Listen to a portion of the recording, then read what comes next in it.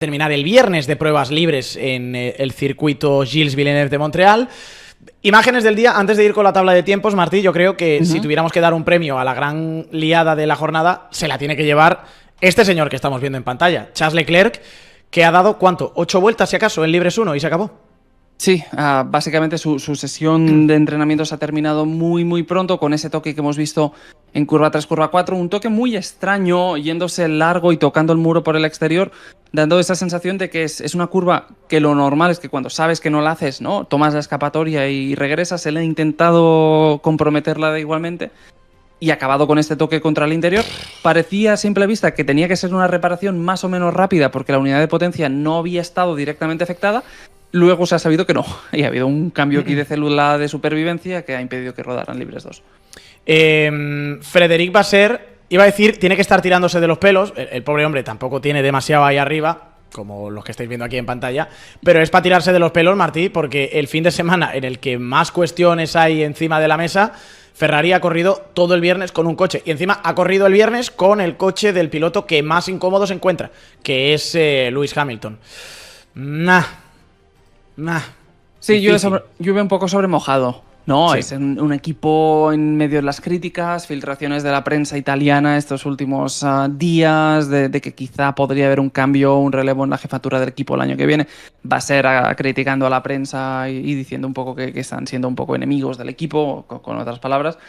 Y evidentemente pues te encuentras con este problema que no te facilita nada la vida y que siendo Ferrari, que es un equipo que tiende un poco al caos, pues lo acerca un poco más al caos. Entonces a ver cómo reaccionan.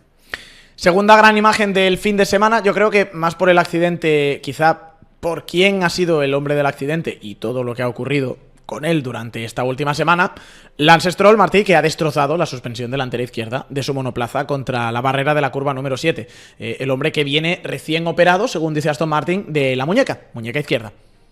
Sí, en este caso también ha ocurrido el inicio de sesión. Esto ha sido justo la segunda vuelta de tanda para Lance Stroll, que había salido con este neumático blando. Y un impacto bastante particular porque ha besado el muro, lo típico que hemos visto tantas veces de tocar el muro y que salten unas chispas, pero ahí la presión ha sido más de lo que podía soportar la suspensión, ha colapsado unas centésimas después y ha provocado esta imagen que ha hecho que Lance Stroll tuviera que aparcar en una escapatoria y que el equipo se quedara solamente con Fernando Alonso en la segunda sesión.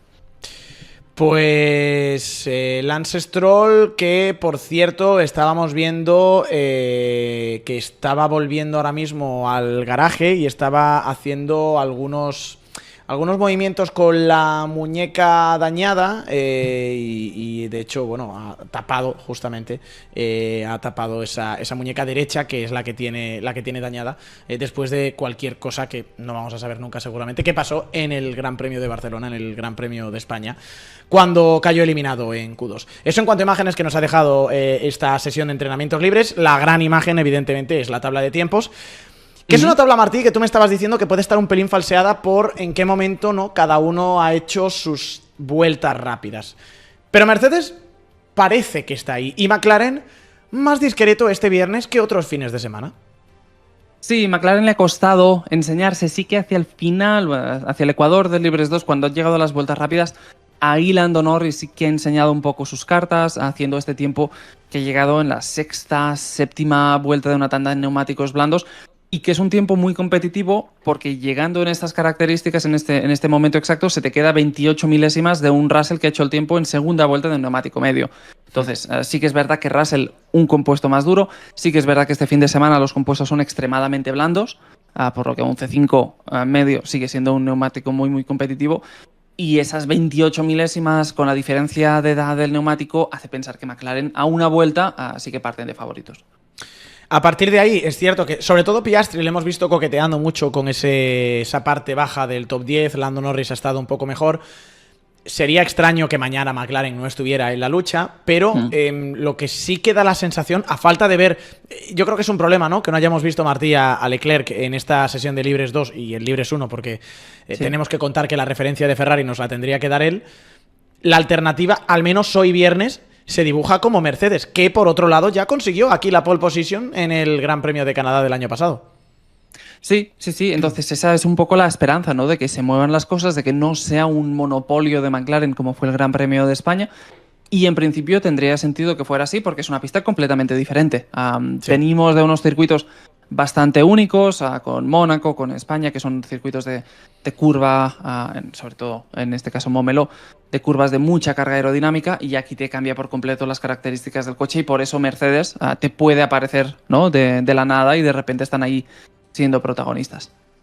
A ver qué es lo que ocurre mañana, ¿no?, en esa tercera sesión de libres. Si seguimos avanzando un poquito en la tabla, y ahora vamos con más calma con lo que ha pasado luego con la tanda corta, con la tanda larga, perdón, ahora estamos viendo un poco cómo han quedado los tiempos. Williams, una vez más ahí arriba, y esto es importante, porque yo creo que todos sabíamos, Martí, cuando estuvimos en Barcelona y cuando hablábamos con el equipo Williams y cuando veíamos los tiempos en pista, que, bueno, iban a sufrir, que tenía que ser una cosa aislada de un fin de semana, pero es una buena noticia, yo creo, haber visto cómo vuelven otra vez a la vida aquí en Canadá. Sí, es la confirmación de lo que ya anunciaban hace 2 semanas. Hace 2 semanas decían que en Canadá iban a ser muy competitivos, y lo decían sobre todo también para justificar la falta de competitividad en Montmeló. Y aquí lo hemos visto. En Libres 1 han sido segundo y tercero con Albon, con Sainz. Y en Libres 2 hemos visto a un Alex Albon ahí metido en el top 5.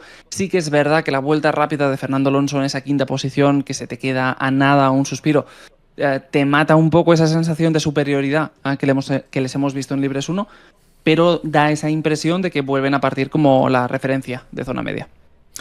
Sí, quiero ver qué es lo que ocurre mañana. A ver, evidentemente, una cosa, Albon no va a ser cuarto y Carlos, bueno, a lo mejor una séptima posición. Ahí es que el problema es que después de la sesión de entrenamientos de hoy, discernir cuáles son los rivales y dónde va a estar esa zona media sobre todo, a mí se me antoja difícil, porque, vale, sabemos que Mercedes puede estar ahí, McLaren va a ser la referencia.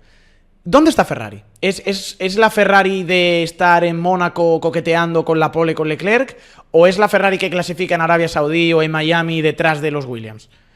¿Dónde está Aston Martin? ¿Dónde está Red Bull? Porque hoy Verstappen, noveno en tanda corta. Mala vuelta, mala referencia. Sí, correcto. Correcto, por eso que está todo demasiado mezclado, y hay un par de actores aquí que no han acabado de presentarse, ¿no?, en esta sesión. Entonces, obviamente esto todavía es muy provisional, pero como mínimo, sí que con el cambio de características de circuito deberíamos pensar que McLaren sería un punto más, digamos, mortal de lo que fue el Montmeló. Eso deberíamos ver que se confirma de este modo mañana en clasificación. Y a partir de ahí, lo de siempre. Lo único que en este caso Ferrari este año nos tienen demasiado acostumbrados, ¿no?, a ser siempre el revulsivo, cuando no se quedan atrás. Porque quien te dice, ¿no?, que no vuelven a hacer la de Imola, que se te quedan los dos fuera en Q2, y a partir de ahí ya imposible. Sí. Veremos, ya digo, dónde se puede colocar el equipo Williams. Yo creo que va a ser material de Q3 este fin de semana. Sí. De nuevo, tenemos que empezar a descontar quiénes son los que están fuera. Quién sabe si un Hamilton podría estar fuera. Seguramente un Tsunoda pueda estar fuera. No me creo que Verstappen vaya a estar octavo. Pero aquí ya empiezan los invitados. Racing Bulls es uno de ellos en ese top 10. Fernando Alonso, quinto con el Aston Martin, tendría que ser otro de los que aspire a la Q3. La pregunta es, Martí, ¿está para ser quinto Fernando? Hombre, quinta posición es extraordinariamente optimista, ¿no?, viendo los precedentes de esta temporada. Pero sí que el objetivo de fondo y que se viene mascando en las últimas carreras es entrar en zona de puntos.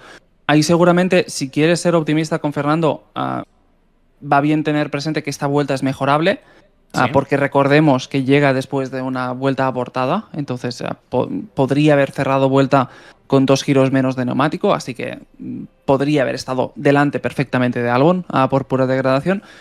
Y ahí es donde el pase a la Q3 es un poco lo que va a marcar las cosas, ¿no? Si los 4 equipos grandes no fallan, si Williams da un paso de calidad, que es lo que se espera un poco que den mañana, y son más intocables.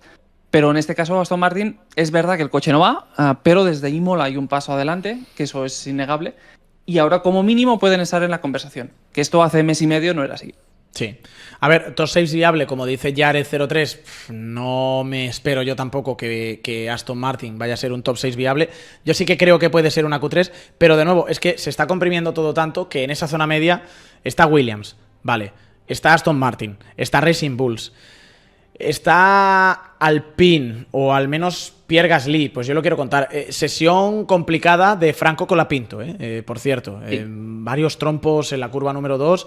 Colapinto 18º, Gasly 12º. A un mundo de se está tiempo. midiendo con un mal bicho, tú. Es que Colapinto se está midiendo también con un mal bicho. Sí, bueno, y es un piloto que el año pasado dejó grandes destellos, pero que es que tampoco lo ha tenido fácil, ¿no? El año pasado te debuta con un calendario muy delicado, te debuta con muchos accidentes, seguramente por voluntad de demostrar, y ahí Sí, pues, súper. hubo unos cuantos.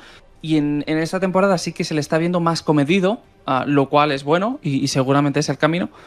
Pero claro, es debutar a media temporada, que Sí. es horrible. En la Fórmula 1 actual es muy, muy difícil. Y ahí, bueno, sobre todo lo interesante con Colapinto será ver cómo reacciona Alpine, cómo reacciona Briatore, que de momento se están aferrando a eso de las 5 carreras. Y sí que parece que, como mínimo, un poco más de continuidad, ¿no? Porque en este deporte no puedes demostrar otra cosa si no te la dan. A ver, lo que decían en Alpine era que 5 carreras era lo que le daban a Franco Colapinto, hasta que luego llegó Flavio Briatore y dijo, ¿quién ha dicho 5 carreras? Esto es una mentira. Pero es lo que decían. Entonces se supone que el próximo Gran Premio de Austria ya tendría que ser el Gran Premio en el que se tome la evaluación que se tenga que tomar para decidir lo que va a pasar con Franco Colapinto. Yo, por favor, apelo también a ese sentido común, Martí, a esa paciencia de la que tú hablabas y de que, oye, al menos pues el equipo Alpine no cometa los mismos errores que cometió en su momento con Jack Doohan de no darle tiempo suficiente al piloto australiano en aquel momento para poder estar ahí arriba. Y a partir de ahí, por cerrar ya la tabla de tiempos, y vamos ahora con las tandas largas, y vamos un poco para entender también dónde ha ganado el tiempo cada uno de ellos, pues que hemos tenido a los dos Haas bastante por detrás, los dos Sauber por delante. No sé si ha habido salto de calidad de Sauber justamente desde el pasado Gran Premio de España. No te sé decir. Me gustaría decírtelo, pero no lo sé decir. Me gustaría decírtelo, pero no te lo sé decir. Sí que es verdad que Hülkenberg lo hizo muy bien en el Gran Premio de España, pero con una quinta posición un poco fuera de contexto, ¿no? Y ese tipo de actuaciones que suelen ser un punto más aisladas. Pero bueno, si se equilibran las cosas siempre es positivo, y ahí como mínimo la duda está en esa comparación que decías antes con Colapinto, ¿no? El segundo entero con el compañero, el verse detrás de coches un punto más lentos, ahí hay otro salto de calidad a dar. Pues, a ver, no me está dejando todavía tener los datos de lo que han sido las tandas largas, pero como nosotros hemos hecho nuestra propia crónica de tanda larga, os lo voy a pinchar por aquí en pantalla, perdón, es un poco el Excel aquí de mala manera, pero así quedan las tandas largas que hemos estado mirando por parte de los principales contendientes a la victoria este fin de semana. Russell con el neumático medio, Norris con el neumático medio, Hamilton con el neumático medio, Verstappen con el neumático medio. A ver, ¿qué vemos? La tanda de Russell es... Bueno, es consistente, 19-8, bajamos a 16-8, luego bajamos a 16-4, 1, 16-3, 16-0, 16-1, 3. Da la sensación, Martí, de que es más consistente incluso que la de Norris, pero es cierto que Norris tenía más vueltas en el neumático. Sí, Russell era de todos los pilotos era el que tenía las mejores condiciones, era ese juego de neumáticos medios que había usado para la vuelta rápida, a solo una vuelta forzada, y de ahí ha saltado directamente al trabajo preparatorio de carrera. Y bueno, un punto más cerca quizá que en otros grandes premios, pero evidentemente Mercedes sigue siendo un poco un revulsivo, no más que una garantía. Es verdad que se han asomado en tabla de tiempos, pero yo creo que la etiqueta de favoritos no se les puede dar. Yo diría que no. A ver, Piastri también ha estado haciendo tanda larga. Hemos tirado con Norris porque hoy lo veíamos mejor que Oscar Piastri. Lo que pasa es que también Lando, una tanda larga de... ¿Cuánto han sido esto? 9 vueltas. Tampoco me parece que sea increíblemente relevante. No. Vale que ya tenía 8 vueltas en el neumático y eso quizá falsea un poquito. No me parece que sea una tanda increíblemente larga para sacar grandes conclusiones. No. Russell 13 vueltas, no me lo parece. Como mínimo consistente, ¿no? Porque si comparas con Hamilton, Verstappen, tienen vueltas de enfriamiento en mitad de la tanda, lo cual es bastante raro. Verstappen, por ejemplo, tiene 2 vueltas en las que pasa de 1.24 del 1.20 cómodamente, entonces sí que es una tanda más larga quizá, pero también más desvirtuada, mientras que Norris en este caso estás hablando de una tanda bastante más pura. Y ahí, bueno, como mínimo una progresión bastante estable, ¿no? Bajándote hasta el 16-1, tocando 2 17-0 constantes al final. Entonces, una estabilidad en el ritmo que quizá en el resto no se les acaba de encontrar. Sí. Luego Hamilton, lo de Hamilton Martí es un poco para echarse a llorar. Sí, porque te empieza con una vuelta de calentamiento, pero de ahí pasamos a 16, te sube a 17, te sube a 18, te acaba tocando otra vez los 18 las dos últimas vueltas, con una vuelta de enfriamiento en 22. Entonces es una tanda extraordinariamente irregular. Sí que es verdad que por longitud de stint lo es, porque partía de 9 vueltas anteriores, termina con 24 vueltas en el neumático, pero no es una tanda realista de carrera, ¿no? No sería así como se trasladan las cosas. Así que no sé si quizá por el hecho de ser el encargado de cargar con todo el peso del desarrollo del equipo, pero un poco a trancas y barrancas. Y por otro lado, la tanda de Max Verstappen, que empieza en 18, bajamos a 17 medio, 16 salto, 16 salto, 16 bajos. Sí, consistente, pero da la sensación de que no sé si falta un pelín la explosividad a lo mejor que ha tenido la tanda de Russell o de Lando Norris. Sí, como mínimo un paso por detrás, ¿no? No parece tan lejos como podría parecer en tabla de tiempos, lo cual es, yo creo que era previsible por parte de todo el mundo, ¿no? Que Red Bull puede que en clasificación a una vuelta en Libres 2 no esté ahí arriba, pero que en ritmo de carrera sí que van a estar. Yo creo que en los datos más o menos se puede intuir, pero no llega al nivel de regularidad de Russell y Norris. Sí. A ver, mira, tenemos ya los datos de las tandas. Aquí tenemos por aquí la telemetría. Ya sabéis, esto lo podemos ver en F1 Tempo. Claro, el problema, la tanda de Russell ha sido... Espera, así no se va a ver un carajo. La tanda de Russell ha sido bastante más larga. La línea naranja es la línea de McLaren, la línea azul es la línea de Red Bull, la línea Petronas, vamos a decirlo así, es la línea de Mercedes. El problema es que la tanda de Verstappen arranca muy lenta en comparación con la de Russell y Norris, parece, Martí. Luego es verdad que baja aquí bastante los tiempos, pero no es tan consistente, yo creo. Sí, las líneas están un poco desvirtuadas, sobre todo porque Norris es el único que no hace vueltas de enfriamiento. Claro. Entonces, la tanda de Norris puede que sea más corta, pero quizás la de más calidad, por el hecho de que tiene menos interferencias, mientras que el resto de pilotos, bien sea por tráfico o bien sea por alguna salida de pista o lo que sea, no han acabado de salir las tandas todo lo limpias que podrían ser. Entonces, sí, la mejor tanda, por la facilidad con la que ha salido, no sé, si quizá puede ser la de Lando. Y a partir de ahí, como mínimo, Russell asomándose un poquito, que eso siempre es bueno. Vamos a hacer una cosa, vamos a ver, ya que estamos aquí con la telemetría, vamos a ver dónde está la diferencia, vamos a ver dónde está el tiempo que ha ganado Russell contra Norris, y luego quiero comparar tablas de zona media también para ver un poco. De hecho, mira, antes de pasar aquí a las diferencias de pilotos, vamos a ver Fernando, por ejemplo. Es que Fernando ha hecho una tanda muy corta con el neumático blando y Stroll no ha estado, así que eso no lo podemos ver. Carlos contra Hamilton. Venga, vamos a ver una comparativa de Williams contra Ferrari en esa zona media. ¿Tú me sacas alguna conclusión de aquí, Martín? Parejas, ¿no? Parece que son parecidas al menos.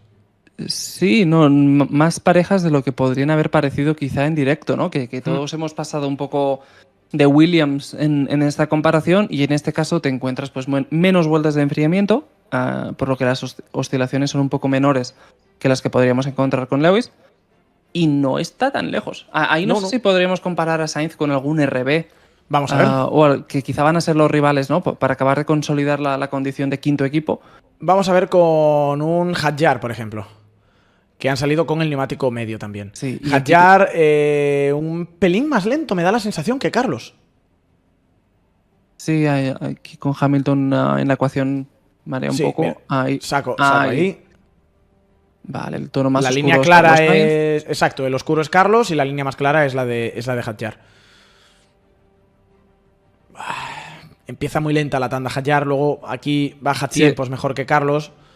La tendencia es muy parecida, pero hay un par de vueltas que son fulgurantes y luego ya Hadjar está por encima todo el rato de los tiempos de Carlos. Aquí esto es una de enfriamiento, esto no cuenta.